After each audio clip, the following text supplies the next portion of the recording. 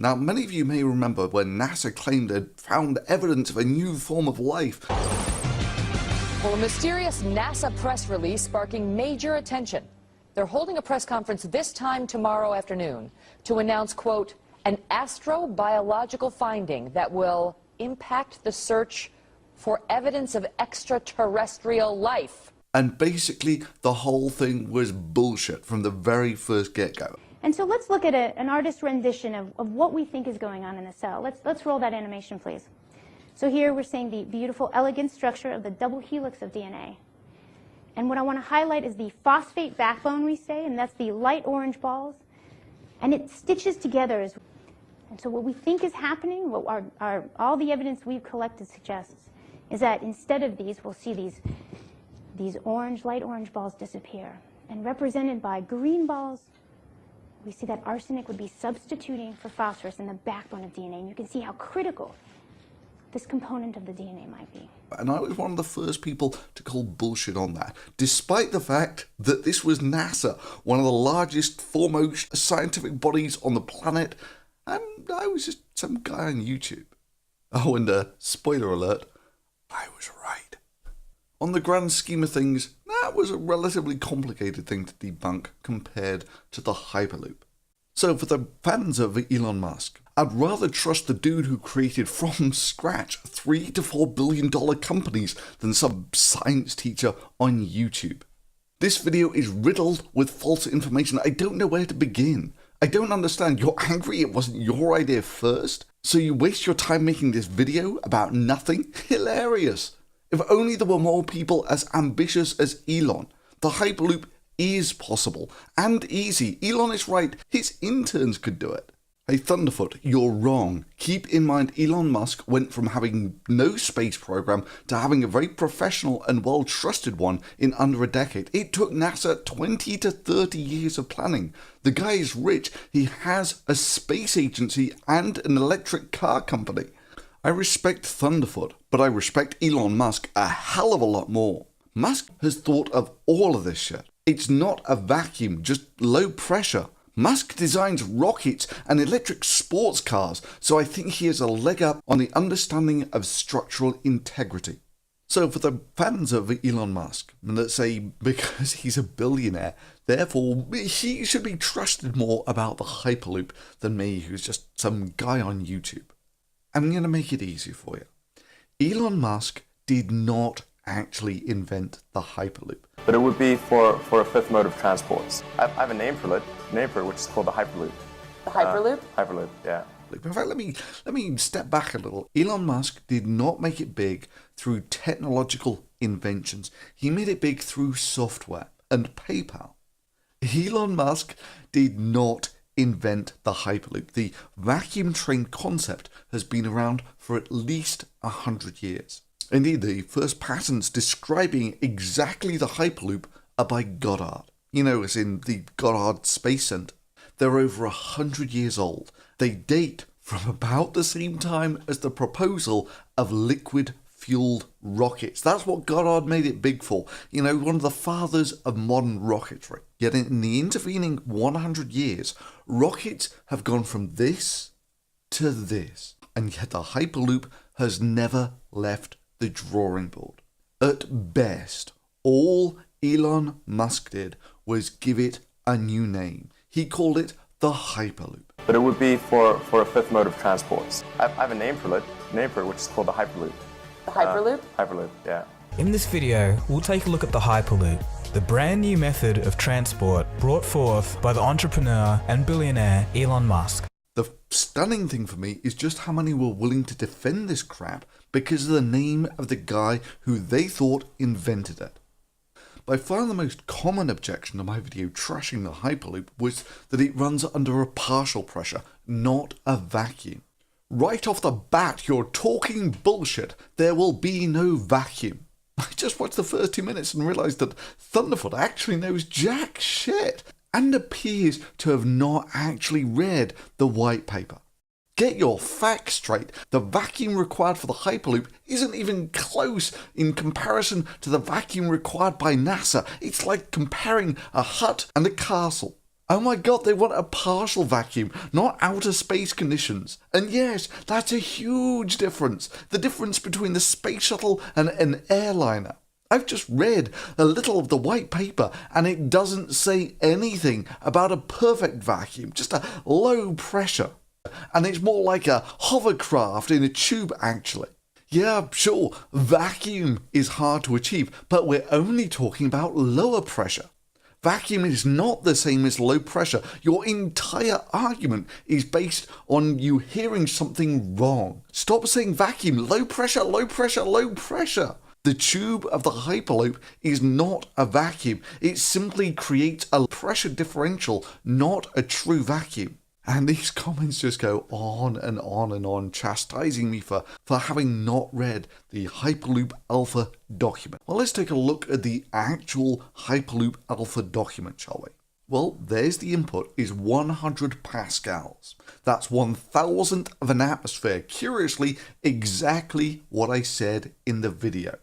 I mean, damn, our plane engines, which are designed to run at about 30,000 feet, about 10 kilometers, run on about 1/5 of an atmosphere of pressure. That's 200 times higher than the pressure in the Hyperloop. That's actually a much better vacuum than things I've previously called a vacuum. So what you have here is it's a single piece glass apparatus under a moderate vacuum. It's not perfect vacuum, but it's pretty good, which mostly means that the only gas in here is water vapor. And it does some weird things. Yeah? So what the hell's going on there? Well, let's take a look at that in slow motion.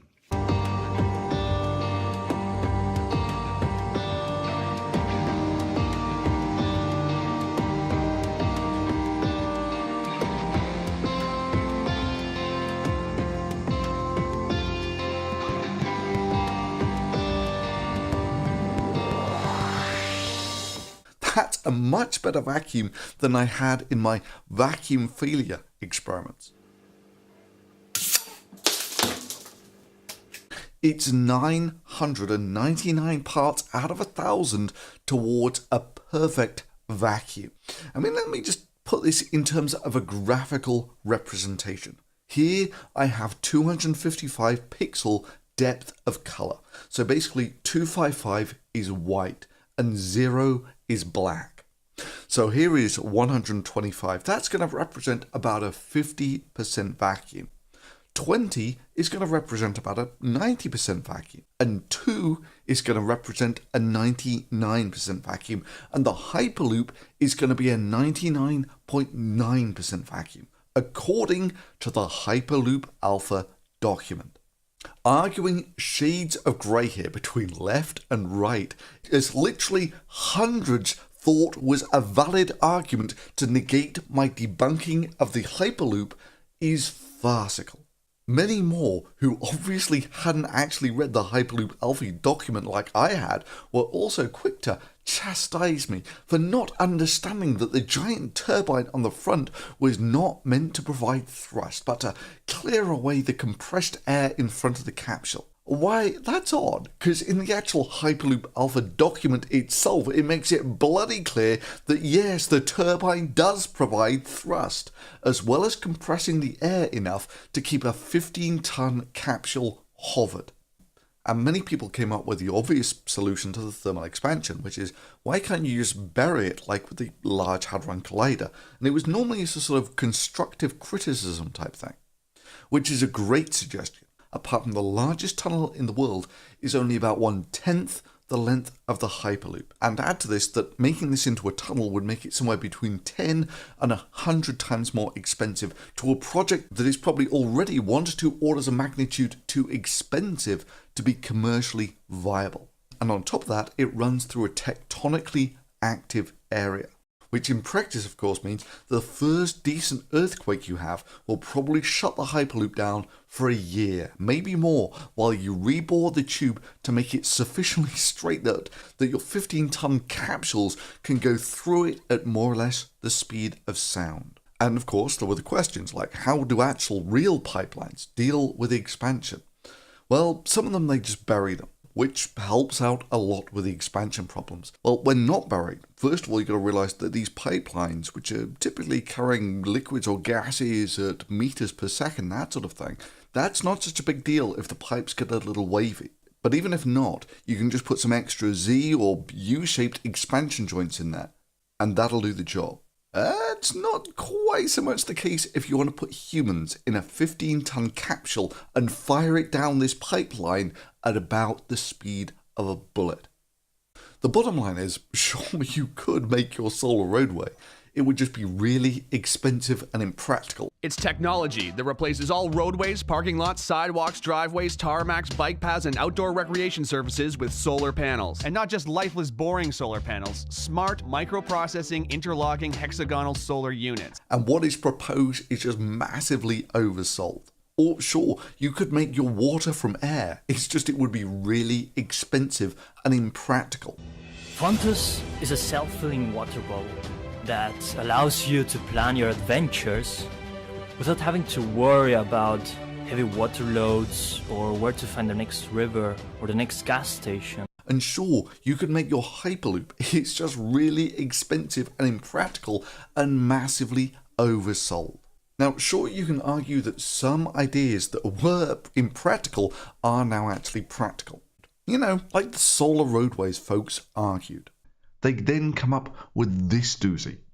We wonder about people who reflexively dismiss our concept without trying to understand it, or go on public forums and attack us. It helps us to remember that there have always been people against change. For some, it's just too scary. They want to just keep things the same. Perhaps they are the descendants of those who argued that the Earth was flat, that we didn't need cars because horses worked just fine, told the Wright brothers that they were out of their minds, or insisted that we would never reach the moon. Or perhaps they are the voices of larger entities who now feel threatened by the paradigm shift that is solar roadways. But you're just not being visionary enough. You've missed the most obvious place to put solar panels on the surface of the sun. One solar panel on the surface of the sun will generate well over 1 million times the energy of one here on Earth, which would mean you'd only need about 1,000 solar road panels on the sun, and that would give you the same power as covering the entire road surface in America with them. So we produce 3 times more electricity than this country uses on an annual basis. I mean, just think of the savings there. You could have limitless free power.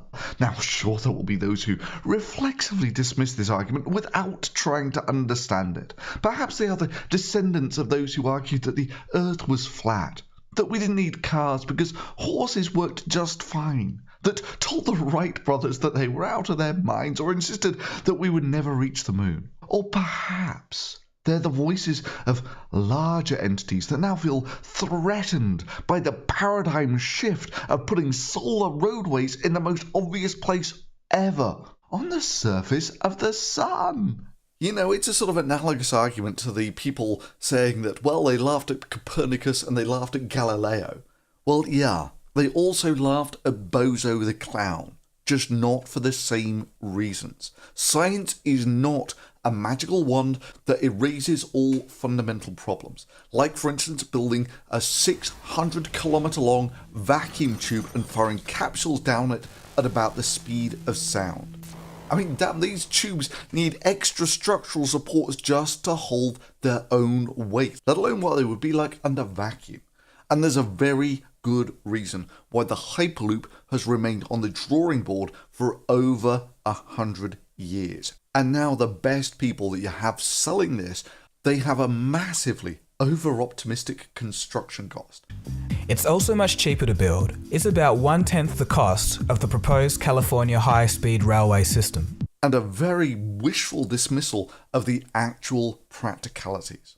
The mere fact that not even a small-scale version of this Hyperloop exists, despite being proposed by one of the fathers of modern rocketry, should give you an insight into the practicalities of building such a machine.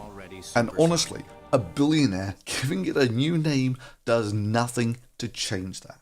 But it would be for a 5th mode of transports. I have a name for it. name for it, which is called the Hyperloop. The Hyperloop? Hyperloop, yeah. And much though I hate to rain on the Musk parade, this claim here about the most efficient form of transport being a supersonic vertical takeoff and landing electric jet. You're describing how we can go anywhere on Earth now, but the methods with which we use to get there, do you think they're efficient? The ideal long-distance transportation mechanism is a supersonic vertical takeoff and landing electric jet. Yeah, that can be debunked with some of the most trivial thermodynamic and mass balance equations. But that is a story for another day.